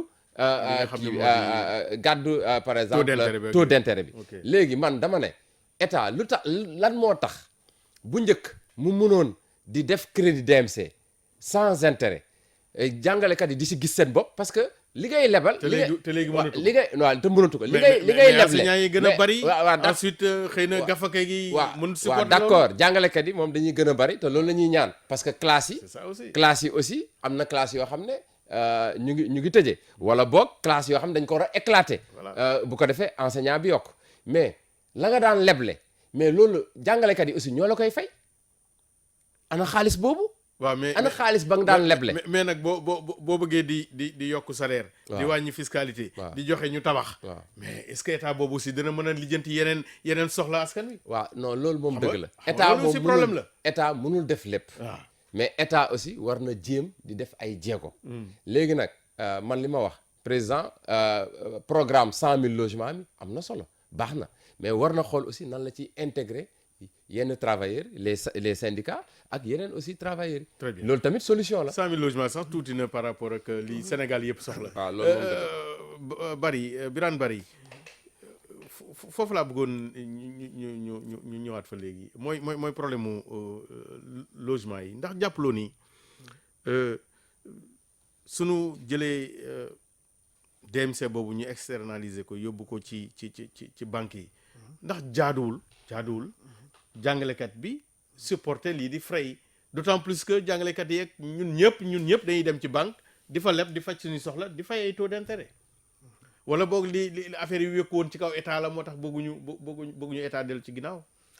waaw man foofu li ma fay wax mooy pour jàngalekat yi gis naa ne loolu Abdourahmane wax léegi ne moom la état bi décidé su fekkee état bi nangu na ko pour defal leen ko mais mérité nañ ko baax na c'est bien. mais man fi may waxee dafa weesu enseignants yi kese parce que pour man nan la ñuy def sénégalais yi accéder au logement parce que aussi travailleurs yi nekkuñu rek ay enseignants. tout à fait léegi bu ñuy def noonu dañoo war a fexe ba état bi fexe nan lay yombalalee logement pour képp kuy liggéey. amoon na fi système bu ñu doon wax. kii bi SNHLM yi amoon na yooyu yëpp Parcelles Assainies yi ni ñu def. SICAP yooyu yëpp foo mënta nekk di liggéey SICAP joxetul logement. sa emploi da ngay fay lii sa employeur supporter lii ngeen. tout à fait état bi aussi am na moom it supporter gars yi dara. gars yi mun cay dem parce que employeur même privé bi dañ leen war a jox ñu supporter travailleur bi dara kii bi comme état bi war na leen ko defal. mais bu boobaa gis naa état bi mi ngi def benn affaire ci logement yi dégg naa projet 400 000 logements yi projet 400 000 logements yi ñuy wax. ci ministère 100 000 logements. 400 000 100 000 waaw projet 100 000 logements waaw projet 100 000 logements yi ñuy wax mais loolu état bi lan la ci parce que man dama dégg ñu ne dañ koy jox ay promoteur loolu état bu jëlee ay ñeneen promoteur jox leen ko pour ñu defar ko wala nag mais loolu bu boobaa dootul accessible état bi ci boppam moom moo waroon a xam ne travailleurs yi ñoo soxla ay kii mu seet nu mu leen ko gën a mën a yombalee 100 000 logements yooyu muy wax mu seet ñi nga xamante ne nii aussi comme ñi ñuy wax les travailleurs bu ñu leen ci mën a jox ay quota ñu jox leen ko ci ñu seet travailleurs yi ban quota lañ parce que marchand ambulant yi bëgg nañ de. waaw moo tax mën nañ jox leen ci quota ñeneen ñi ñu bàyyi leen xam nga dañuy wax naan càkk ma gën këmm waaw léegi li ngay sàq mi lu mu néew moo gën nga ne moo gën nga bañ a mos dara. kon léegi ñu fexe enseignants yi bu état bi ne woon ci 100 000 logements yi kat enseignants yi kat yéen débrouillez-vous mais ngeen seet nu ngeen koy organiser mais dinaa leen jox temps après ñu seet li ci des nan lañ koy régler bu boobaa c'est bon li duuf ci nag yu xajul ci cin li des ci li ñu dese vraiment dafa bari ci ay poñ damay jëlaat benn poñ boo xam ni peut-être liggéeykat yëpp ko soxla woon muy augmentation retraite âge de la retraite à 65 ans tey président de la république nee na loolu mënut a nekk nee na loolu mënut a nekk fonction publique yëpp mënuñoo jël ñëpp yóbbu leen 65 ans ba pare dañoo war a respecter l'âge de la retraite ndax jeune génération yi ñoom it mën a liggéey xanaa nag Abdourahmane foofu moom d'accord nga. mais Ousmane soo ma mayeen nag tuuti rek. bu laalaat fële wala fële. non may ma tuuti rek ma préciser. waaw parce que ñun dañu am taxawaay boo xam ne. dañu nekk à l'aise. nous sommes les précurseurs du syndicat de développement UDEN bi ma jiite tey ñu sommes la seule organisation en Afrique de l'Ouest boo xam ne tabax na 4 cité ay jàngalekat di si yow. Sénégal am na ci. cité Kounoune mbaa ba gisee UDEN moo ko taxawal am na 300 maisons et quelques cité Kandialan bu Ziguinchor cité Mbour 1 cité Mbour 2. waaw léegi ma laaj la foofu lu leen téye ngeen ni état bàyyil crédit DMC yi beeg yooyu sunu programme bii nga xam ne sumb nañ ko déjà ba am ci 4 cités jàppale ñu def benn plan d'action bu mag boo xam ne dina tax suñu projet boobu ñu mën ko élargir ci région yëpp bu ko defee enseignants yi mënu ko wala loolu mënut a nekk. non wax na ko sànq xam nga tamit day baax ñuy fàttali ne. Ablaye Wade bi mu fi nekkee dafa defoon ay jéego yu mag jox jàngalekat yi ay terrain parcelle via les ZAC muy ZAC de Mbao. waaw xam nga tout à fait. donc ñun ñu ngi si actuellement présentement nii ñun am nañu 600 parcelles Bambilor viabilisé TF la titre foncier am nañ 200 parcelles Tivaouane Peulh ñu ngi accompagner suñuy mandant mais doyut boo leen di accompagner si loolu aussi mais prêt bi du prêt jàngalekat prêt fonctionnaire la woon te ñu gisante fonctionnaire yi li ñuy am seen koom jàngalekat yi ëpp de. oui mais xam nga c'est normal xam nga jàngalekat yi c'est normal tey bu ma la waxan ne tey li tax ñuy recruter les 5000 enseignants c'est parce que dafa am ay classes yu ñuy tëj soriwut fii boo demee Mbour. daan ci ñëw boo moytuwul poñ boobu nag duñ ko jot. léegi li ma bëgg a wax léegi tëjal foofu rapidement. mooy li nga doon wax léegi. di poser question si. âge retraite man dama jàpp ne. population Sénégal dafa nekk population boo xam ne. jeune population bu jeune la. très jeune. xale yi war dem di liggéey ñoom tamit bëgg buñ si tolloo mën a am liggéey. te la problématique du travail quand même dafa nekk fii au niveau du Sénégal moo tax man personnellement man jàpp ma ne ñu dem 65 ans mooy régler la solution. sinon même day aggraver la situation. merci beaucoup lu ma bëggoon dégg loolu ci la bokk parce que président de la République nee na question boobu bëggul sax mu dellusiwaat ci doléance su déwén yi Abdou Aziz Sy. merci beaucoup Mbengue question bu am solo la. question bi dañu ko soulever en 2006. à 60 ans d'abord. mu am débat bu rëy. tout à fait yooyu des am ndax ni fi contexte bi toll li ñu war a wax nekkul l'allongement de l'âge de la retraite moom ci débat mais jamono dafay dox. pourquoi cette revendication est revenue tey ñi nga xam ni ñoo fi nekk à la fonction publique suñu demee retraite kenn dootu cotiser pour les futurs travailleurs qui auront la pension de retraite suñu leen arrangé wul ñu cotiser di kees gi du ñu fekk xaalis parce que on ne recrute plus. mais suñu demee mais parce que départ retraite bu amee recrutement du am déedéet du am parce que état dafay dégonfler dafa jëlatul ñu bari gis nga. ah oui en réalité sur les faits sur le constat li nga xam ne moo xew ci moom la ñuy dund mooy état ba mu désengagé woo ci plan yi désengagement yi mu defoon bàyyiwu ko moo tax aujourd'hui la demande des emplois des jeunes 200 000 emplois 30 000 la ciy mën a mooy la ñu absorbé nga dem dans la fonction dans le secteur privé ay contrat à durée déterminée la duñ sax inscrire au niveau des institutions sociales. fu ñu jëm mooy kees gi dafay mujj daanu dara du fa nekkati alors moo tax pour ñun c'est pas une contradiction de créer des industries employer les jeunes et de finalement prolonger les anciens pour que mu am benn symbiose mun a am benn Amath Suzanne Camara question boobu est-ce que yaa ngi ci en phase ak moom li mu wax ni léegi rek nii peut-être problème cotisation IPRES day posé woog yooyu retraite bi doon problème. waaw ñoom ñaar ñëpp seen wax am na solo parce que mais su fekkee ne état li mu wax su fekkee ne noonu la nar a amee loolu aussi il faut que ñu bàyyi ci xel. ndax état aussi bu fekkee 100 000 travailleurs dañu dem retraite donc état war na mën a recruter au moins 100 000 ci année bi wala lu ko ëpp. waaw parce que président ni mu waxee. loolu dafa mel ne loolu la bëgg a wax. parce que nee na loolu la jeune génération ñoom it war na leen a jox liggéey. loolu moom mooy la logique. mais tey ñun ñaanuñu yàlla. chaque année 100 000 travailleurs di dem retraite ba pare 50 000 wala 60 000 la ñuy recruter. mu nekk un gap non. loolu aussi beneen jéego bu nguur gi war Abdourahmane li mu wax aussi am na solo. su fekkee ne aussi dañuy bàyyi nit ñi ñuy continuer ba pare te du ñu jël di maanaam liggéeykat yi di continuer di liggéey ba 65 ans ba pare te du ñu recruter la jeune génération aussi loolu tamit. aussi baaxul tout à fait tey surtout la population sénégalaise est jeune wax nga ko léegi presque 70% n'ont pas 35 ans. kon donc loolu war nañ ci bàyyi xel loolu tax président di si def ay jéego. voilà bëgg satisfaire la jeunesse. Birane Barry toujours ci question boobu. man enfin am na benn affaire bu ci am parce que médecins yi ñoom ñu ngi ci 65 ans. c'est ça. léegi nan la ñu mën a comprendre aussi benn catégorie professionnelle socio-professionnelle nekk ci 65 ans ñeneen ñi ñu ni ñoom 60 la ñuy taxaw. ndax ñoom ñoo ñu gën a wér wala ñoo ñu gën a voilà ëpp ay je ne sais pas.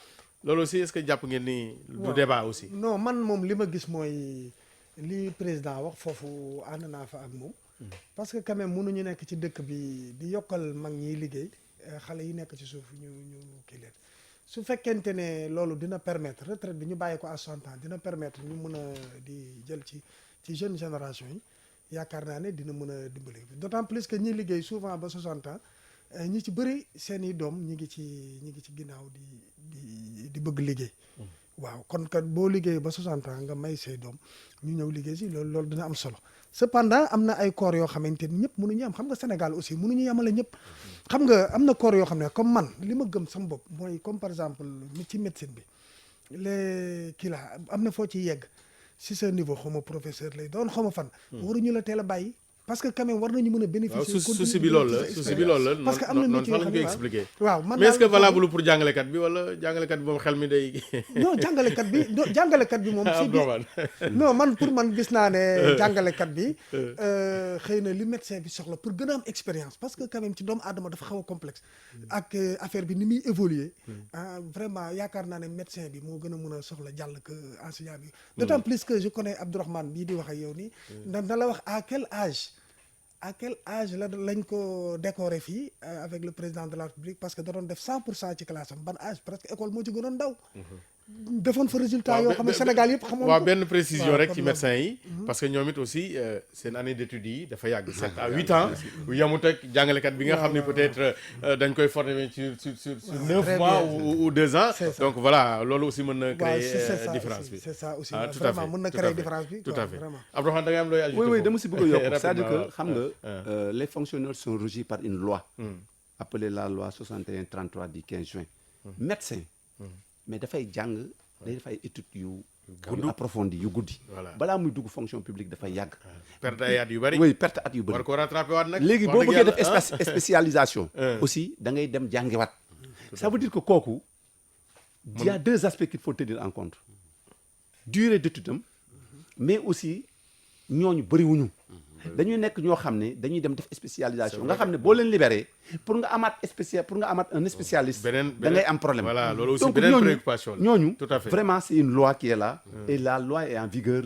il y a pas de difficulté mais nañu xool la réalité objective bu ñu natt affaire yi suñu bopp. li ñu war a xam na xeex mooy li mu wax aspect bi mu wax c'est important c'est-à-dire que fexe ba gouvernement bi. mu xam ne dafa am effet de compensation am na ñoo xam ne bu ñu demee retraite dañ doon cotiser. ñi ñuy recruter dañ leen war a compenser pour que la cotisation soit continue. voilà léegi tudd nga ko foofu sax laay dem ci recrutement bi 5000 enseignants yu ñu waxoon temps yi lay woote nañ ci ab ndaje mais apparemment déggoowuñ ci format bi lu ci bari daal leeragul ci bopp nit ñi recrutement 5000 enseignants yi ndax da ngeen ci am ay préoccupations yoo xam ni peut-être yéen a ngi koy poser sur la table. déggoo nañ si démb daje nañu ñaareelu réunion. waxtaan. am na inclusion lan la ñu arrêté. li ñu arrêté mooy. dañuy mettre en place benn plateforme mais dañuy jël ñi nga xam ne déjà ñoom am nañu diplôme professionnel ñooñu la ñuy privilégié. parce que kii c'est un recrutement spécial. donc il faut que comme waa FASTEF yi déjà doon oui waa FASTEF il faut ñu jëlee ils sont déjà 165. très bien. il faut on les prend d'office. très bien. ñi nga xam ne dañoo am aussi defal na am seen lijaasa nekk CNEPS di nekk si wàllu sport bi aussi ñooñu dañ leen di jël. très bien. bu ñu jëlee ñooñu ba pare nag ñi nga xam ne ñoom la ñuy privilégié mooy ñi nga xam ne ñi ngi si école yi def seen am seen diplôme professionnel nga xam ne boo leen di tàggat mën nga leen tàggat si ñetti weer. formation ñi si des accélérée mooy ñi nga xam ne dañoo am bac ak yeneen lijaasa yi nga xam ne pour daar yu diggu doom yi bëgg jàng dañuy ubbi plateforme boobu suñ ko ubbee dañ koy renseigner ku bëgg inscrire dina commencer sax ubbi à partir du 3 jusqu'au 15 mai appel d'offre bi génn na. loolu daal d'accord ngeen ci jubóo. non d'accord nañ si te amoo leen ci benn te ñun tiitaange également. ñun dañu rafetlu. très bien. dañu rafetlu loolu parce que ñun ñi nga xam dañu nekk si terrain bi. très bien. nekk ay acteurs. di dem di gis ay classes yoo xam ne ay classes spéciales lañu. benn ñaari bâtiment wala ñetti bâtiment benn jàngalekat yore ko. loolu mënut a am jàngale mu. très bien ci emploi la ñuy des ba tey ak préservation des emplois ñaar yooyu la ñuy boolee ay recrutement le président de la république annoncé woon 5000 yi bokk na ci 65000 yi yeneen yi ak 15000 yoo xam ni peut-être c'est le secteur privé ci accord convention état patronat 15 milliards léegi souci bi ñenn ñi dañ ñu ni en fait waruñoo sax waxu recrutement mais dañu war a xalaat ni ñuy préserver emploi yi fi am ndax Covid bi dafa frappé ndax tey rek mi ngi desuwaat ci chiffres yi 1236 yoo xam ni dàq nañu leen 16000 yoo xam ne ñu ngi ci chômage technique est-ce que tey mbirum préservation emploi bi Abdou Aziz Sy nekkul aussi une préoccupation majeure mouvement syndical yi. bien sûr Mbengue mais duñ d'accord ñu ne bii moo ëpp doole bii. déedéet dañuy jàpp ni. voilà recrutement dafa war a am. au même moment dañu war a préserver les emplois. te loolu yëpp mën na ànd. mën na ànd. je vous donne un exemple très simple. c'est-à-dire ñun pour ñun gëmuñ ni état mooy créer des emplois ñun dañu gëm loolu en tant que syndicat dañu gëm ni. état di créer toutes les conditions. parce que emploi yi état di créer. yi nga xam ne mooy créer développement mi ngi ci dans le secteur privé. faites en sorte que ce secteur là soit industrialisé. ñun loolu lañu jàpp ne mooy jël en grande partie la demande des jeunes. mooy suñu dynamique je donne un petit exemple. jël le secteur du cuir. le secteur du cuir tey amul tannerie boo xam ne mën na jël en charge le produit mais créer emploi te dañ ko soxla da ngay jël colonier yi dañu jël cuir en Europe te lu ñu ci matière première fii la nekk Sénégal. il reste maintenant à investir pour mettre en place des infrastructures l'expertise elle est là. ok donc loolu tey ñu jàpp ni ma terminer foofu. d'accord nañ pour la préservation des emplois mais aussi il faut am autant état recrute à travers le privé. très bien recrutement préservation emploi am na Suzanne Camara loolu nga gisee. waaw non d'accord naa si entièrement. mais nga may ma revenir. boo delloo ginnaaw non dellu ma ginnaaw dama koy rafetlu. waaw kii 5000 kii. recrutement au niveau des enseignants. et puis démarche yi. mbaa amu leen ci quota yéen waa. waaw ni ko Abdourahmane expliqué. vraiment dañuy rafetlu démarche bi. le fait que vraiment ñu impliquer tous les acteurs. jur ay waxtaan ba pare ak décision yi ñu fa jël. vraiment rafetlu nañ ko. vraiment dafa loolu wane na leer. te loolu aussi ñu ngi ciy encouragé parce que aussi depuis un certain temps. recrutement yi vraiment c'est des recrutements de qualité. préservation emploi recrutement. voilà donc loolu aussi dafa war a continuer parce que jàngalekat bi ñuy jël pour mu dem former ay doomu aadama mais dafa war a am kii compétences requises. tout à fait ak yooyu ba pare qualité de l'enseignement daf ci am solo. alors léegi nag nguur gi aussi comme ni ñu ko waxee Covid bi jaar na fi. jafe-jafe yi bari na mais emploi yi dañ ko war a préserver c'est vrai que ñu bëri ñàkk neen seen emploi du Sénégal yëpp ci àdduna bi yëpp la mais aussi vraiment nen conserver emploi ba pare aussi leen recruter. Birane Barry xale yi gën a mën a am liggéey.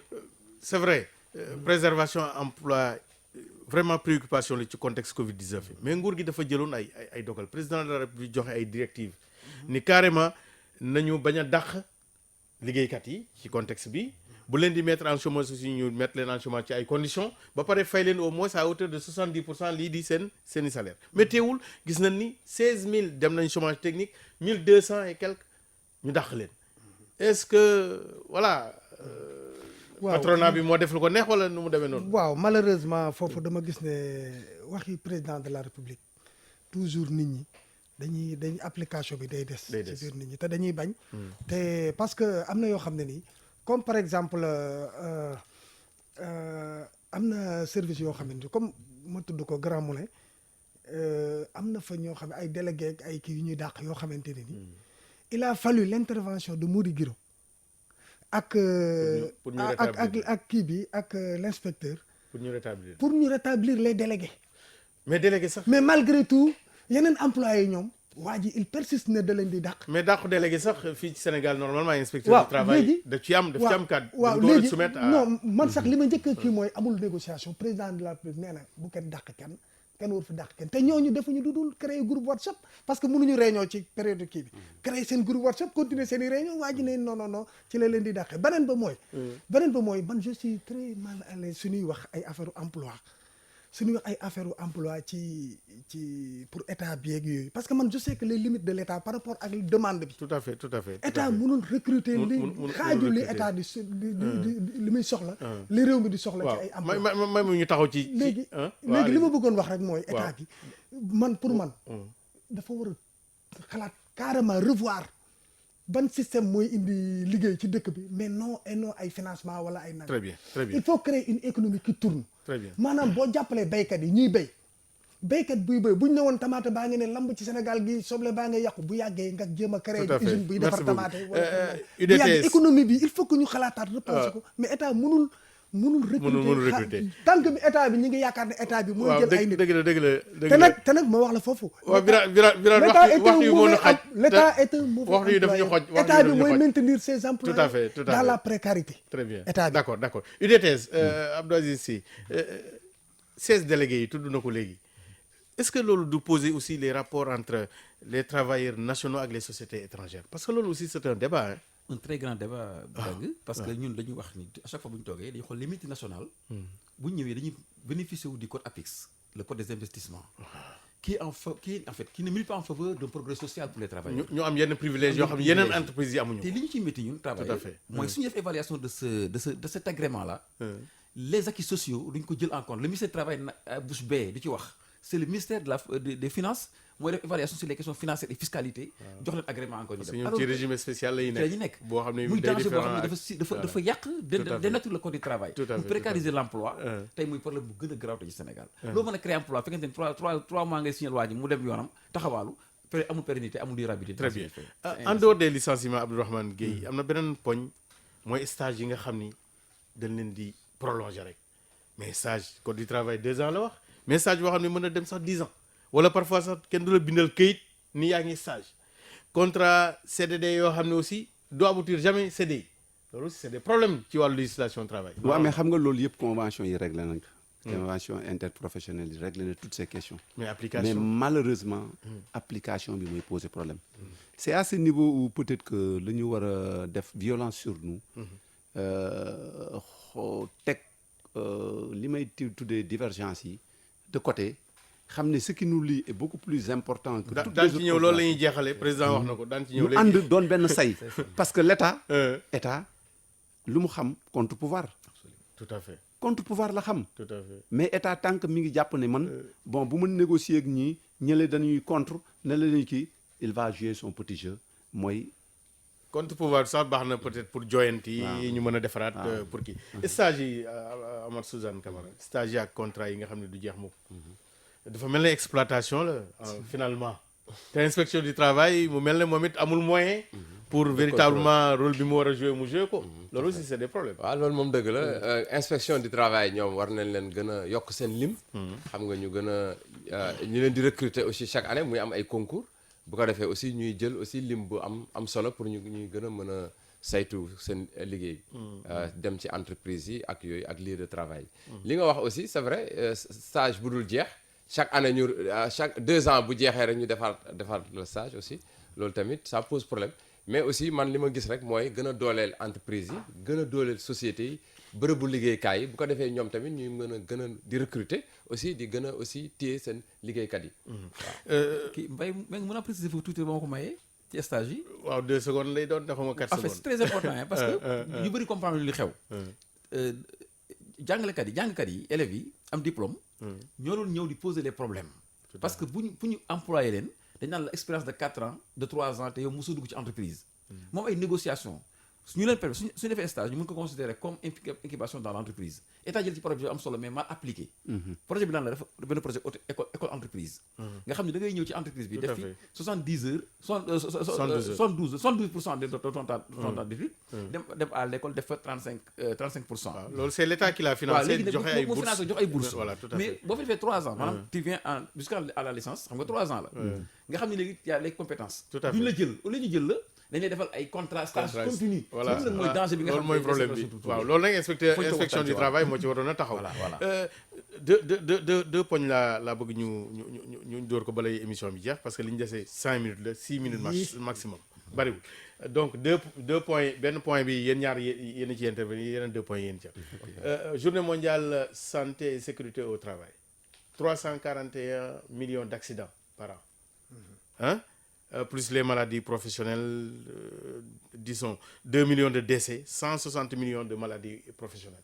Est-ce que dafa wan ni monde du travail daal mi ngi ci guuta ah Suzanne. waaw loolu moom chiffres yi moom vraiment. ça fait peur waaw moom day tiital. waaw donc xanaa kay gën a ñaax rek. les décideurs ñu gën a taxaw le monde du travail. bu ko defee comme ça que yooyu yëpp mu wàññi. respecter normes yi ak di fay IPM ak di encadrer seen i liggéeykat. waaw comme niñ ko waxee rek comme niñ ko waxee rek vraiment chiffres yooyu moom dafay daw yaram. chiffres yooyu moom ku ko yëg sa xel dina kii waaye nag di gën a wax ne état bi aussi gën a taxawu encore travailleurs yi. parce que aussi inspection du travail war nañ ko gën a dooleel. ñoom ñuy wàcc sur le terrain parce que man mii di wax ak yow liggéey naa ba jóge ci service plus de 17 ans gisuma inspecteur gisuma inspecteur. liggéey naa ba jóge 17 ans ci service. jóge fa musuma gis inspecteur ci biir service bi. c'est extraordinaire inspecteur bi ma koy gis bi ñu demee ba war a tàggoog entreprise bi ñu demee ba war a tàggoog moom ba ñuy war a te négociation yëpp sax ñun ñoo ko mëne ba bañ jour ba ñuy signé lañ doog a gis inspecteur. kon loolu des na. waaw léegi nag état war na ci gën a jàpp ñu am qualité bi ak nombre bi pour ñu mun di wàcc. waaw benn ci ay conseil des ministres am sax mi ngi wax ni dañu war a renforcer waat moyen inspection du travail yi. dooleel leen ci moyen et cetera. te état bi il faut que mu sévir aussi par rapport ak quand même dispositif de sécurité yi dans les il faut que état bi ñu respecté normes yeeg waaw di sévir di wàcc di def ay visites inopinées. parce que liggéey ba pare feebar après doo amal njëriñ entreprise doo amal njëriñ sa réew ba pare sa njaboot tumuranke voilà loolu yëpp bu sa doom jar na bàyyi xel di contrôler IPM yeeg yeneen yëpp encore parce que am na ci ñoo xam ne seen i IPM dañuy dem di jëli garab sax ñu ne leen amu fi nga dem hôpital ñu ne la noonu baare nañ leen loolu état bi war na koy contrôler di ci dox noonu lañ doon def IPRES aussi duñu cotiser waaw donc yooyu yëpp c'est des problèmes dernier point bi yéen ñaar la yow doon nga ko juñu sànq mooy les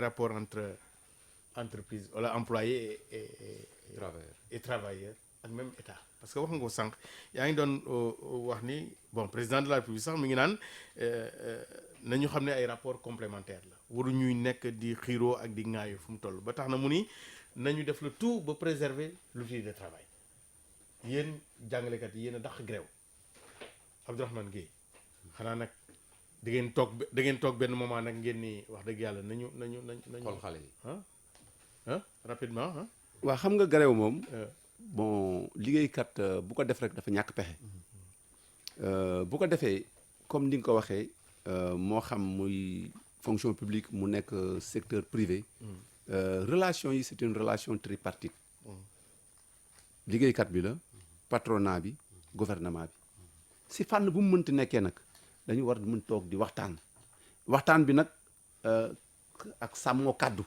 man damay jàpp ne àndu nawle la war a nekk ak àndu gor àndu nawle mooy ñu waxtaani mbir yéen daal protocole yi ñu si ñëwul mooy seen problème waaw buñ ko wax xam nga man awuma problème si ma am jafe-jafe si sama liggéeykat ma posé que ki ma ko war a posé moom mu ne ma man kat lii dafa am incidence financière fii ma toll sama gafaga mënu ko saafara dama bëgg nga maye ma ba dimi jamono man ku ma ko wax ma déglu la. mais loolu ngeen war a comprendre ci wax ji. waaw mais non mais xam nga loolu.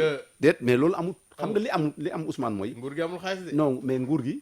xaalis bi mu am na xaalis dafa fab xaalis dugal ko feneen. da ko dugal feneen mais mi ngi dugal feneen nguur gi mi ngi def li mu bëgg a def. d'accord nguur gi ñu ngi yaataa yumbe Abdou Aziz Sy ñu ngi yaataa yumbe. merci beaucoup Abdou Aziz Sy président nee na état patronat employeur nañu doon les gardiens vigilants de l'outil de travail, une exigence citoyenne, responsabilité sociétale, une attitude de bon sens. merci Mbengue question bu am solo nga yëkkati noonu. jar na débat bu yaatu toute la journée sax xam nga lu tax. ñun centre central depuis presque plus de 20 ans loolu mooy suñu logique dañu booy définir le syndicalisme da nga naan défense de l'outil du travail on n'est plus dans la logique de défendre l'intérêt du travail. c'est ça parce que bu fi nekk lu ñu fi nekk. mais bu fi outil bi nekkul na ñaari ñoo koy défendre l'employeur ak l'employé. Je termine par là. L'État du Sénégal quand le président est venu au pouvoir en 2012 dafa convoquer les centrales syndicales et en 2015 on a signé le pacte social de stabilité. Tout à fait. On a fait violence sur nous-mêmes. Il n'y a pas eu de grève générale. Aucune centrale syndicale n'est allée en grève. Et pourtant, les problèmes restaient entiers. Mais c'est parce que nous sommes des patriotes qui ont voulu accompagner ce régime pour que nous puissions dem fu sori. Ce que les gens ont compris. Donc, personne n'est aussi responsable que les responsables syndicaux. Donc, les syndicats de base n'ont pas déposé de nouvelles revendications. C'est des revendications de conservation. Okay, pour bien. dire simplement, les rapports, ñaar kay ànd di ko téye. Mais su ki téye ci kaw ki téye ci suuf dañuy soxo. Donc, il faut que l'État bi xam ni amul ay adversaires. Quand nous avons la responsabilité de revendiquer et toujours revendiquer, même si on donne 100, on revendique. ndax mën nañu yaakaar am benn pacte social bu bees bu ñuy signé. mi ngi dépendre ci volonté état.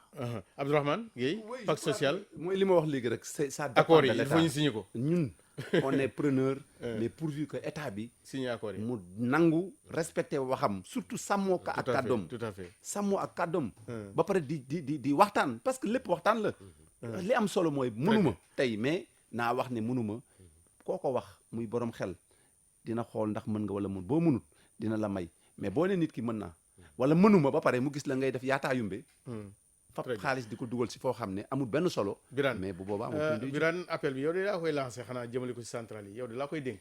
waaw xanaa kay di lancer appel bi ci centrale yëpp mais aussi di ko lancer ci état bi pour que ñoom ñëpp ñu mën a toog di waxtaan parce que aussi état bi man dama gis loo xamante ni dañoo ne rien il ne sert à rien état bi di def ay élections te du ko respecter mais aussi dama ne il ne sert à rien état bi di reconnaître ay centrales ay syndicats te aussi du leen déglu su fekkente ne tey journée bi c'est solennel présidence la ñuy dem waroon na am au moins beneen formule boo xamante ni dinañu mën a recevoir ñeneen ñi même bu doon ci ministère bi la ñu mun leen a recevoir ñoom ñëpp ñu toog mën a wax ñoom it seen i soxla. waaw mais ñeneen ñi aussi recevoir na leen parce que ñu ci bari indi nañ seen i cahier de doléance à part yenn centrale syndicale 5 yi wala 6 yi. yeneen organisation yi aussi remettre nañ ko seen cahier de doléance jox na ko ministre du travail ci kanamu télé bi ñëpp gis nañ ko donc je pense que loolu aussi c'est important. Suzanne Camara APR nga bokk yaa ngi ci état bi. waaw léegi état yow léegi looy wax. waaw man kay xanaa mu jeex ñaax état rek que mu gën a farlu ci jafe-jafe askan bi. très bien ci aussi ak préoccupation des travailleurs. bu ko defee lépp lu mu mën rek na ko def lu mu mënul aussi mu wax ne mënu ko. bon mu jur ay waxtaan ba nga xam ne très bien mën na yàlla mën na ko saafaral ci at yi ci kanam ak wala ci weer yi ci kanam. merci beaucoup waxtu bi moo jeex. vraiment une minute sax ñu desee seen i kàddu tàggoo yëpp man maa leen koy tàggool sant ngeen ma gërëm ngeen ma.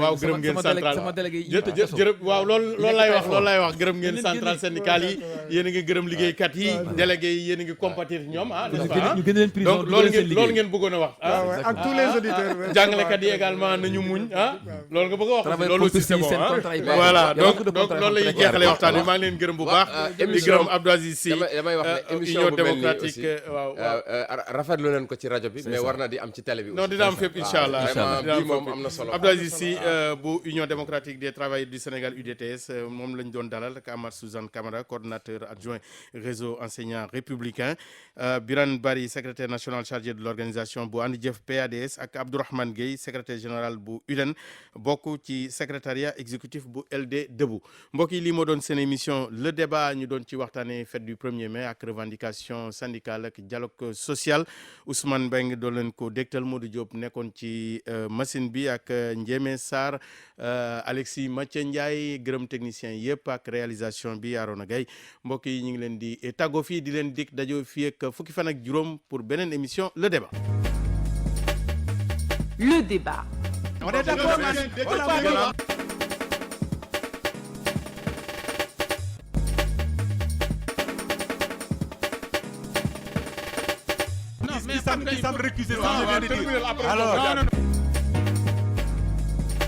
Le débat ci rajo Sénégal.